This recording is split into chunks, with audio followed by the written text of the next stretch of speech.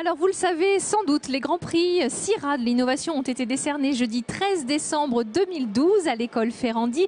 Les nominés ont vraiment eu fort à faire. Ils ont dû convaincre les membres du jury lors d'un grand oral évidemment de la qualité de leurs produits. Et j'ai la chance de recevoir monsieur Patrick Schneider, directeur marketing de chez Rougier, qui a reçu le Grand Prix CIRA Innovation 2013 dans la catégorie produits. Soyez le bienvenu.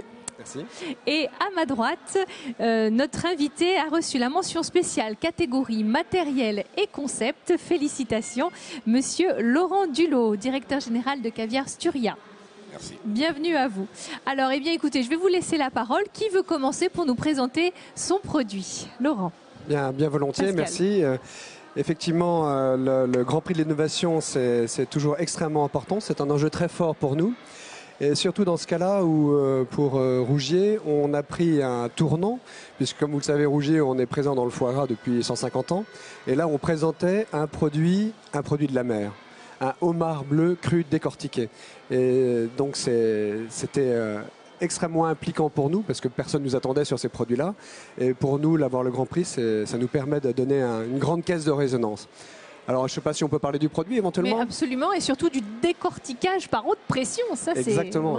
C'est là tout l'intérêt de cette technologie. C'est comme vous le savez, le homard est impossible à décortiquer à vif parce que la chair adhère à la carapace. Donc, le cuisinier est obligé de plonger dans l'eau bouillante et de le pré-cuire en quelque sorte, de le blanchir pour pouvoir ensuite décortiquer le homard. Et il n'a donc jamais de chair crue. Et là, il y a un procédé qui existe depuis quelques années aux USA qui est une machine haute pression et qu'on a utilisé pour le homard. C'est-à-dire qu'on introduit le homard dans ce caisson, dans son milieu naturel, dans l'eau de mer. On monte en pression à partir de 15-20 bars. Il perd connaissance, il s'évanouit et gentiment, après, il va mourir comme ça. Et on monte ainsi jusqu'à quasiment 3000 bars. Et là, il y a un phénomène physiologique qui va faire que la chair va se décoller de la carapace juste en surface. Et quand on ressort le homard, c'est un cycle de 2 minutes 30, on n'a plus qu'à prendre un petit maillet, à casser délicatement la carapace. Et là, intact, on retire la queue et les deux pinces qui sont donc un produit unique puisque c'est un procédé qui se fait à froid. Il n'y a absolument pas de cuisson.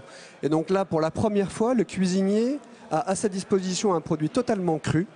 Donc il peut travailler comme il le souhaite, en carpaccio, légèrement translucide ou cuit à cœur s'il le souhaite. Et donc on a aussi ce goût iodé très puissant, puisque quand on jette le homard vivant dans l'eau bouillante, on a tendance à le laver, alors que là il reste dans son milieu naturel. Et on a un produit au goût très puissant et